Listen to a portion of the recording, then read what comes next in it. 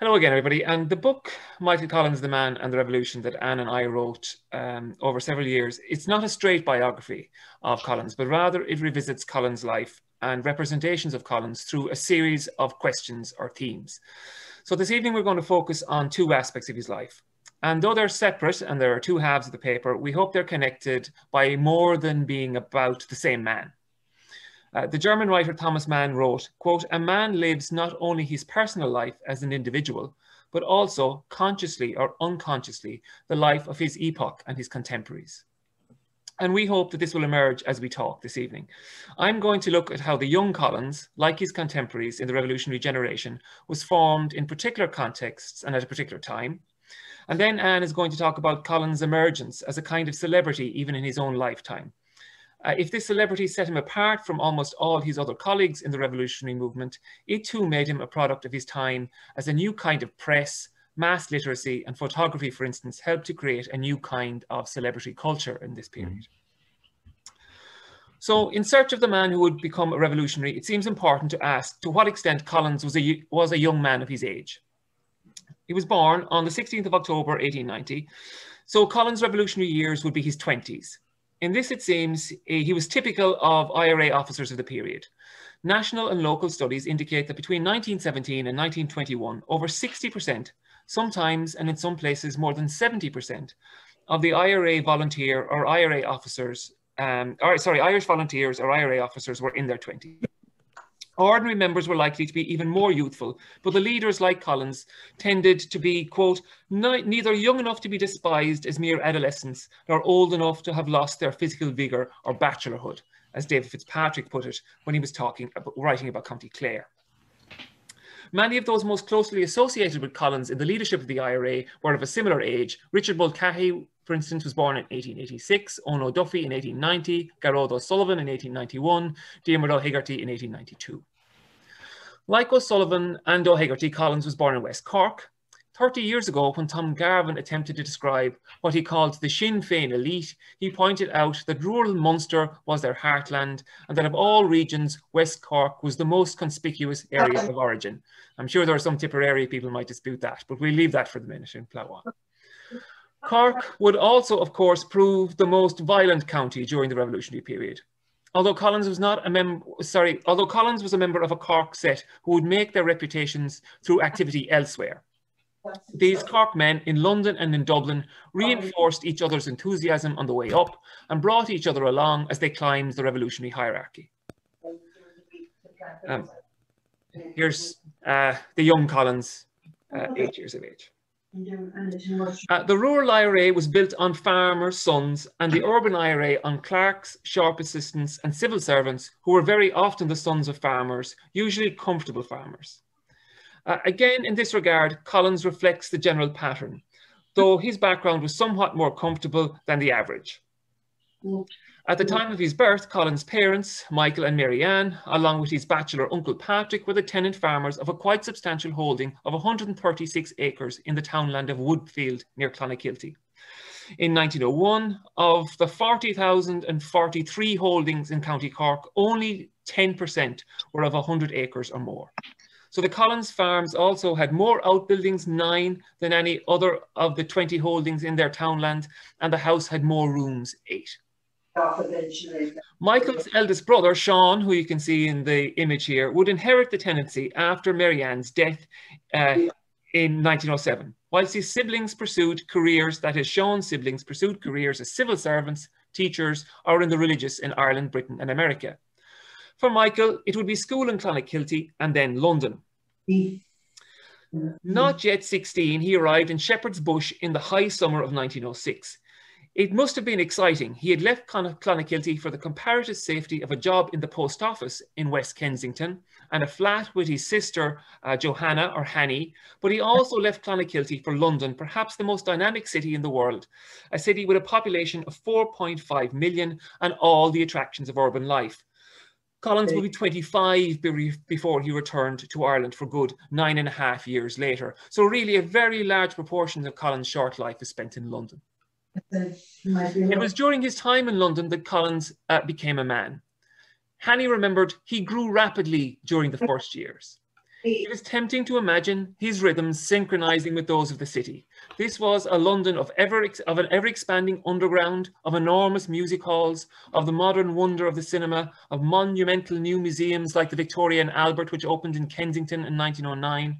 This was the city of the 1908 Olympics and the 8 million visitors who poured into the stadium and exhibition buildings at the White City complex in Shepherd's Bush, just down the road from where Collins was living. More mundanely, it was the London of a huge new post office savings banks building in Kensington, where Collins spent each working day writing and writing to meet the demands of his supervisors and 8 million customers beyond.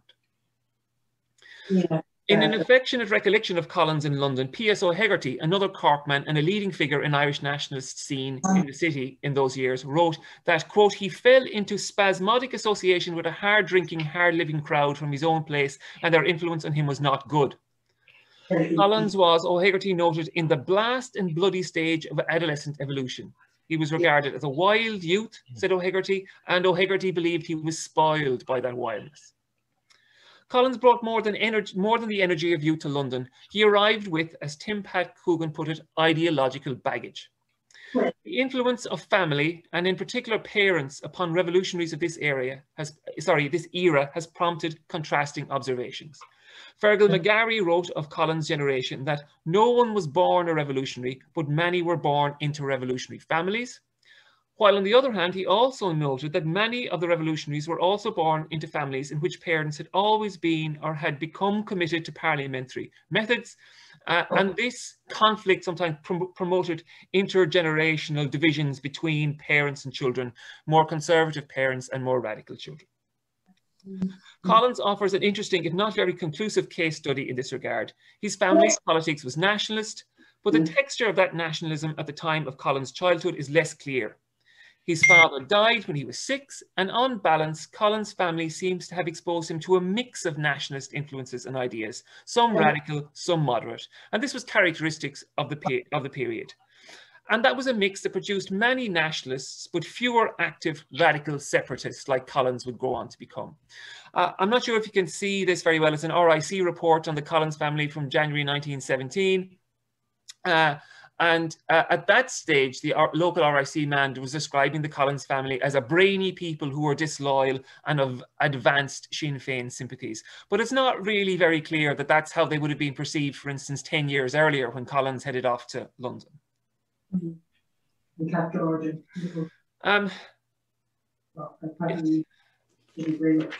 So McGarry also noted that many separatists regarded their education as a radicalizing experience. Writing from Fronguk to a friend in 1916, Collins emphasized that finding his path to revolutionary nationalism had involved guidance from other men, including a local teacher named Dennis Lyons. The role of education in creating revolutionaries was not, however, at its most important, about individual future rebels coming under the influence of occasional inspiring teachers. The effect was much more structural than that. Again, to quote David Fitzpatrick, as he put it, education empowered this new generation to, quote, join youth clubs and form coteries in which revolution could be imagined, if not realized in practice. It was such people, remote from the world of universities and artistic elites, whose unexpected transformation through the act of rebellion so startled Yeats. While still in Cork, Collins' education opened him up to the vibrant print culture that from the middle of the 19th century engendered and sustained a public conversation saturated in the idea of an aspiration to a distinct Irish nationhood.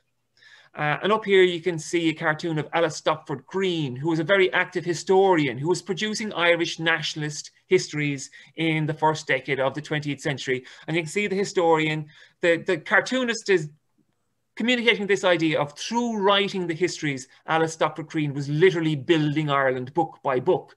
And this is true generally of the sort of nationalist literature and nationalist print culture of the time.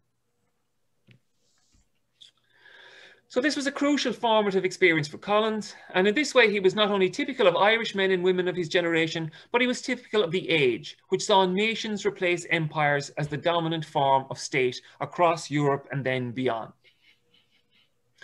This nationalist reading did not inoculate Collins against a desire to live in the biggest city of the world or to seek there a career that would, quote, satisfy his ideas of opportunity, as he later told the journalist Hayden Talbot. As we've noted, that career began in the British Civil Service, and here, I don't know if you can see, this is his application form to join the Civil Service in 1906. For the Collins of 1906, this was perfectly compatible with being a proud Irish nationalist. Perhaps it had to be. For the youngest son of a Cork farmer with an education that was real but modest, opportunities were not manifold. Nonetheless, to begin with at least, Collins regarded London as an opportunity, not an exile. Once more, Collins was part of a trend.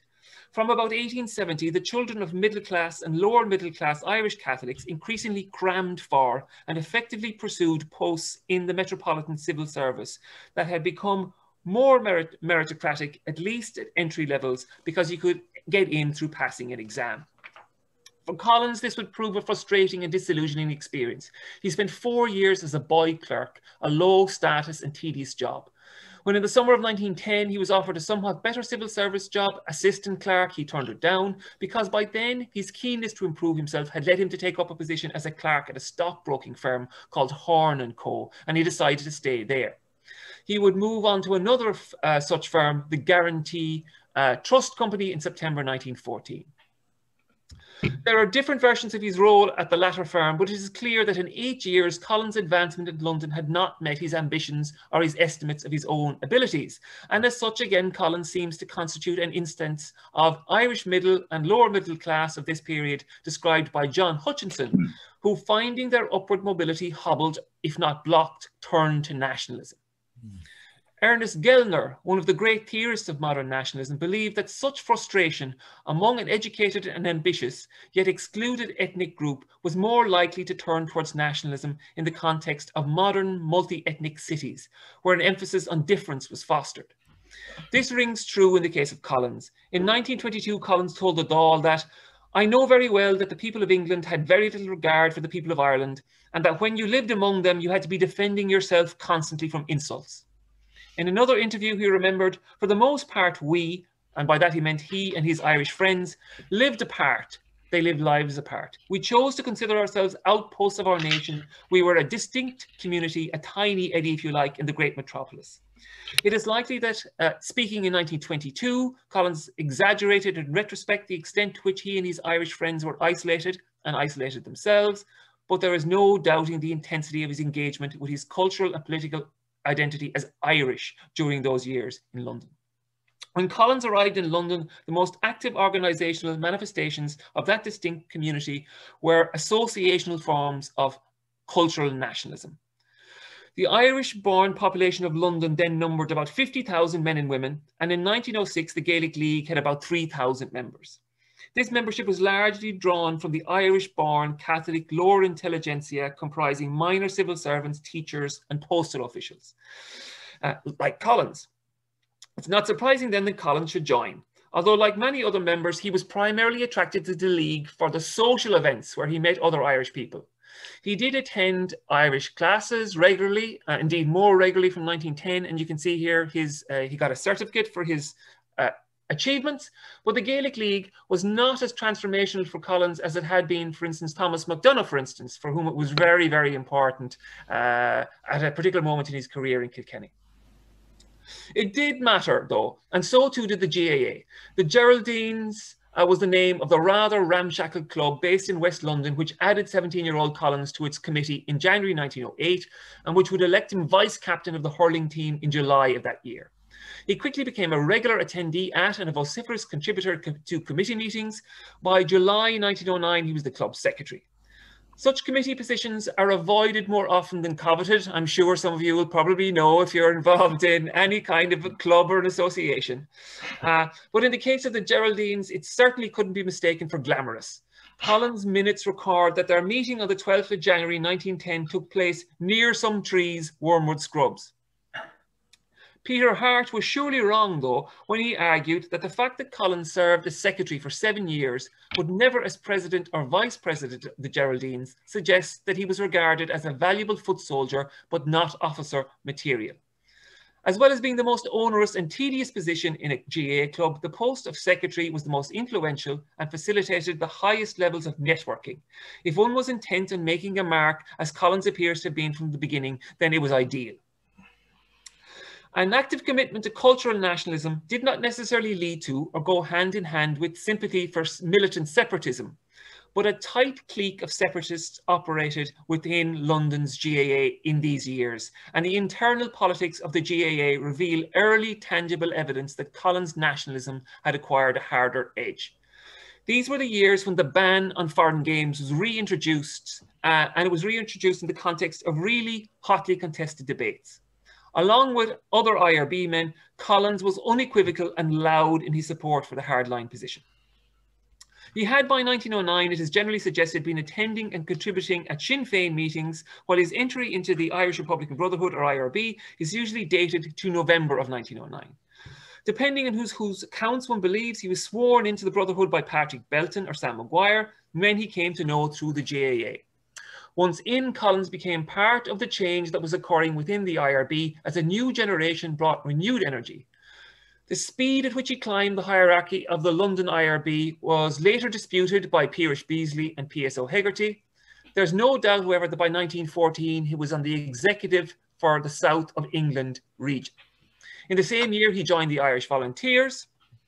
Here's a hurling match from London, by the way, in the period. I should have put this up earlier so you can see, again, the kind of space that Collins was playing in, and you can imagine him behind the goals there, taking his the team sheet, having the team sheet ready, and all the rest. Okay, and as I say, he was joining the Irish Volunteers in London in 1914. And he remained involved in the Irish Volunteers. Indeed, as many of his workmates were joining up, were volunteering for another war, the Great War. Okay.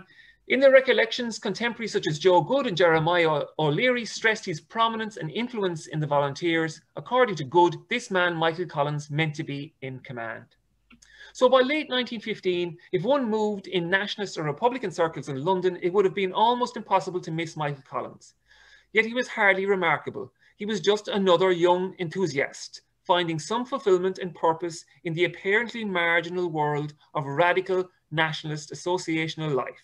Not only that, as a resident of London, he was in the periphery of the Irish separatist world. Very few radical nationalists in Ireland would have been aware of him in 1915. But as we all know, that changed. And this is the point where I hand over to Anne. That's great. Thanks, Will. I mean, I think one of the things that's really struck us both when we were doing the book was the degree to which, I suppose, Collins' formation had been in many ways glossed over by many of the books that had been already written about him. And equally, I think there's this, if you like, who he was and where he came from, particularly, as Will said, that long period of his life in London, never really seemed to get as much attention as we thought it should, given how important it was in the context of his formation. But equally, I think this afterlife of Collins has been, if you like, in some respects, many of his biographers have tried to, if you like, get past it, get away from it, if you like, move towards, as Peter Hart's, which was the last biography before ours, which, as he called it, he wanted to get to the real Mick. He wasn't interested in the myths. He was much more interested in, as he saw it, the real Collins, and in a way left this afterlife to one side. And I think, if you like, I think we had to make sense of the long afterlife or afterlives of Michael Collins. And I think in many ways we had to go back to the making of the many Collins myths and to the stories that had already begun to be told about him long before the end of his life. And I think it's quite striking how many of them had already taken root. For many, as I said, of his biographers, the instinct has been, as I said, to drive the Collins myth out of sight, to see them as a distraction, an obstacle to uncovering, as Hart said, the real Michael Collins. But the Collins myths, I think, are one of the things that really set Collins apart while he was alive. And I think in many respects have encouraged the kind of afterlife he's had since. While many of his contemporaries were satisfied to be legends in their own townlands, only Collins made the headlines during his lifetime, from San Francisco to Sydney and in most places in between. As the most famous of all IRA leaders, as he was described at one point, this celebrity status, if you like, gave him a type of power over his colleagues in life. And I think in many respects, this type of Collins celebrity has been somewhat remorseless in overshadowing many of his contemporaries in death. But when and how does this Collins celebrity begin to show itself? And hopefully now you can see it's here. What's the next one? Or is it gone? Why is he not showing up? Here he is. This is just, I mean, typical of a cartoon I found of him in the, as you can see, the Illustrated London Herald on February 1922. And I mean, this in a way is a quite dramatic example, but I want to give you an example of how broad and how deep, if you like, this celebrity had already become by this point. On the 21st of January 1922, James Crabtree entered the Worsthorne annual fancy dress contest, a doughty competitor in the under-8s category. He came a no doubt surly second to a girl called Florence Powell. Gripping his consolation prize, he may well have decided to take a different tack next year. He would try Charlie Chaplin or Lawrence of Arabia, even Lloyd George if he was still in charge. Certainly not that Michael Collins fellow who cost him first place in the contest this year. But in an odd way, this little chap, James Crabtree, was a measure of far more than his own disappointment that day. A small boy in a small village on the outskirts of Burnley in Lancashire. He was dressed up in whatever amounted to, and I have no idea what it may have amounted to, a Michael Collins costume at this time. I found him a strange measure of what Michael Collins had already become. James Crabtree was proof of just how famous Michael Collins was in January 1922. The infamy he had acquired over 1921 in the press, particularly in the British press, had turned into a kind of fame. And it was there to see in the small things most of all that you can find in the British newspapers. Odds of 4-1 could be got on Michael Collins in August 1921, on Michael Collins, the Whippet, that is, racing in the 130-yard race, £10 race in the Whippet handicap at Stockton. Mick Collins, the racehorse, was one of many that prompted the Yorkshire Post to muse in 1921 on how the names of thoroughbreds, as they put it, are a by no means negligible index of our history. But Frank Blewett's entry of a Michael Collins monument in a Penzance sandcastle contest just days after Collins's death maybe says it best of all. Frank Blewett was a 9-year-old boy, not from Cork, but from Cornwall, and he clearly knew enough about Michael Collins to carve his name out in the sand. For most people, the Michael Collins of the newspapers and the newsreels, whether in Britain or Ireland or anywhere else, was the only Collins that they knew, and they relied on the daily diet of news the papers served up about him. He was the Collins they constructed from their belief or bemusement with what they had heard or read. They made him piecemeal from rumours and gossip and second or third hand news. This impulse to mythologise or idolise can say something about the kind of Collins many people needed to have by this point. Whatever the real Michael Collins did or did not do, it was often only judged or understood according to the kind of Collins people actually wanted him to be. And how and why and when he became the focus of so much adulation or revulsion can tell us a lot about the kind of war he fought, the kind of peace he made. His notoriety in life can even explain why so much could be said of him by so many for so long after his death. The journalist C.H. Bretherton said Collins, as he put it, was scarcely cold in his grave before he became the hero of as many mythical adventures as Fionn. But Bretherton got this as many other things wrong. Collins had become whatever Fionn the public wanted long before that point. Most of the myths, as I said already, were in place before Béal na Blá did its work. Death simply removed the remaining restraints, but his celebrity, I think, is also important because of his striking awareness of it. How he used it, how it was used against him, how it helped and how it hindered him, are all part of the Collins that cannot be separated from the kind of scrutiny he found himself under, and particularly from that point at which he goes to London to negotiate the treaty. Once he comes out into the open, he's under incredible scrutiny. Living up or down to reputations and expectations was part of what strengthened and perhaps weakened him. And in the end, you might even argue it may have cost him his life. Popular newspapers had long recognised, by Collins's lifetime, that human drama could generate more reader interest and enthusiasm than traditional news. And with photographs to stir the sense of glamour and excitement even more, celebrity became entangled with that news. And Collins, in a way, seemed ideal fodder for the popular press to feast upon. He became a way to explain, particularly to the British press, what the troubles in Ireland amounted to, a way to put a face to the violence the newspapers sometimes seemed at a loss to name. Just as the American press characterised the Mexican Revolution by their portrayal of Pancho Villa, the British newspapers crafted Collins as the elusive IRA leader bringing off yet another hair's breadth escape. There were rumours of his death in battle at various points, and always the rush in the papers for the first picture which is claimed proudly in September 1921 on the Daily Mirror's front page. Never mind that the Daily Express had carried this picture of him and a quite precise biography back in March 1921. The clamour, though, of yet another claim to have the first picture was always enough in and of itself. And you can see here the type of headlines he was getting back in March, even as early as March 1921, this idea of the bad man of Ireland, Michael Collins and his murder gang. He's very much becoming the focal name, if you like, for the British press at this point. As early as October 1920, papers were reporting on, as one put it, the notorious Michael Collins.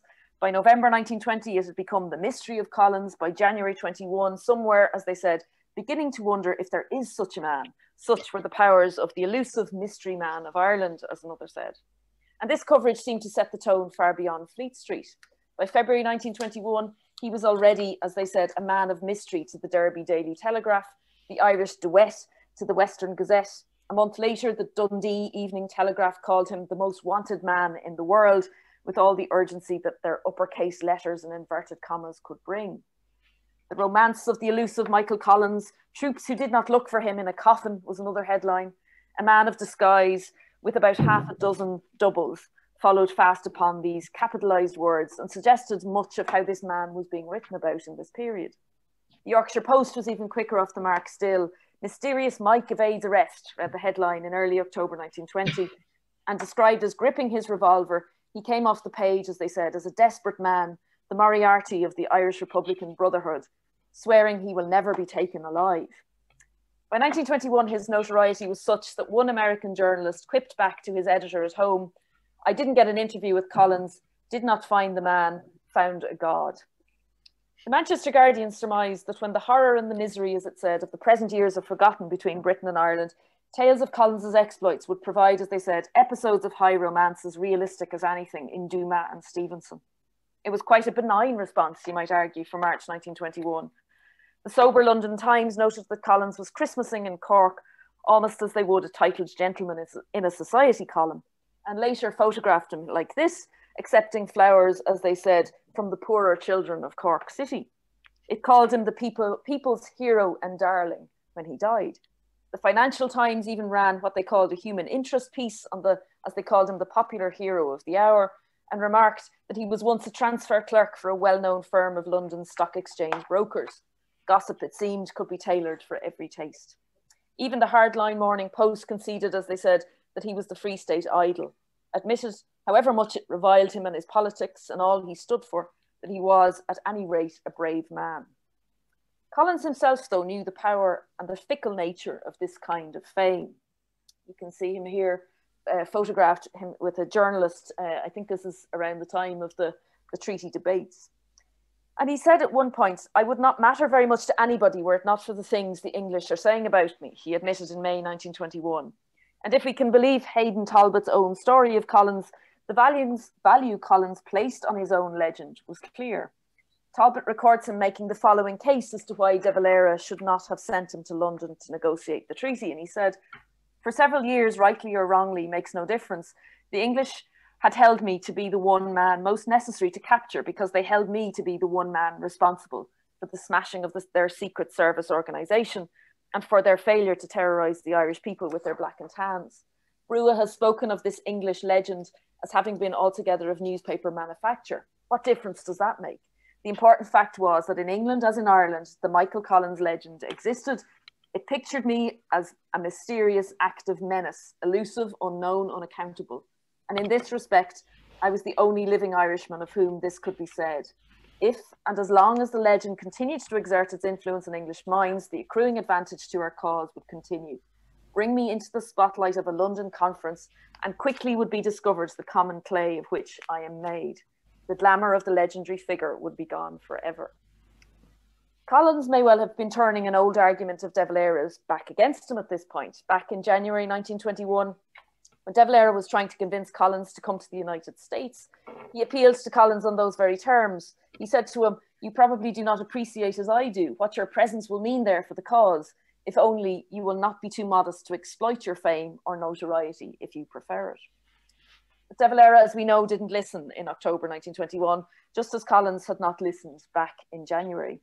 On the 11th of October 1921, David Lowe drew this cartoon of Collins. So just after he gets to London, Mysterious Mick, it says, he drew this for the Star newspaper, and rather simply proved, in a way, Collins's point. He's no longer terribly mysterious anymore, and he certainly doesn't look very menacing. Gossip columns, while he was in London, lapped up and dished out the anecdotes from the negotiations, and according to Frank O'Connor, Collins was the reason why. He was the only member of the delegation, he said, the rather colourless delegation, as O'Connor called it, that the photographers, pressmen and gossip writers were interested in, that his presence, as O'Connor put it, assures the negotiations a good press, that the media simply delighted in him. But coming out into the open had changed the kind of figure he was. He was becoming the hero of popular romance by their description. For the Hull Daily Mail, this modern outlaw, as they called him, proved romance could still thrive in a world grown hopelessly humdrum. Stress on his fine figure, as one said, his raven's wing black hair, his typical Irish blue eyes, gathered more and more interest to him, as another described him as a rollicking figure of daredevil Irish romance. The crush of women, the press described sending him off from Euston Station in early December 1921, also, you might argue, confirmed him as a celebrity in a very modern sense. More than a dozen police were reported necessary to save him from what was described as the wild stampede of women. And even so, one young woman still managed to break through the cordon to catch him, as the paper said, in a hearty embrace, planting kisses upon his cheeks with wonderful rapidity. By then, he may well have been used to it. He was reportedly mobbed by scores of colleens, as another newspaper put it, who wished to kiss him when he appeared at a reception in October at the Albert Hall. Although the Sunday Pictorial was among the few to admit, as they said, that the real Mike was as little like a film hero as Winston Churchill, but in his later days he has acquired a rather rotund figure and double chin. Most newspapers remained blind to his expanding curves. They were not to know, as many others did, that Collins had to return his new uniform for alteration because, as he wrote to Callahan's, it's a little too tight in the waist and neck. It helps that he was photogenic, that he periodically played up to the cameras, that he was the only one, as you can see here, that cut a subdued but nonetheless smiling dash when the British Pathé newsreels filmed the moment after the treaty had been signed. But this, as I said, is a very quite modern kind of celebrity in all sorts of other ways too. Tom Jones, the secretary to the British negotiating team, later wrote, as he said, of the girls who pursued him for favours in London, while the travel writer H.V. Morton remembers the fierce competition among society hostesses to produce Mick Collins at a dinner party, that having him to dinner became, as he said, the dream of many a foolish woman's life in late 1921. Collins, Morton said, had to fight hard against becoming what he called a social sight. The Sinn Féin delegation even admitted to the Yorkshire Evening Post that quite a number of extraordinary individuals call with the object of just being photographed with Mr. Michael Collins. Although Kitty Kiernan seemed amused by this type of coverage in her letters to him, teasing him, as she said, that in the sketch there are lovely pictures of the pretty girl secretaries and no doubt you will have a word with them. Her own bereavement became the stuff to add to the sensation of his death. You can see her here on the very front page of the Daily Mirror just after he died. But this larger-than-life Collins prodded at sullen jealousies at home, and we might talk about that later, particularly Seamus Robinson's attack on him in the Dáil debates at the time, at the treaty debates, particularly. It reduced Collins, perhaps to a caricature of himself, made him a far more divisive figure when writ so large in the newspaper's trenchant black and white.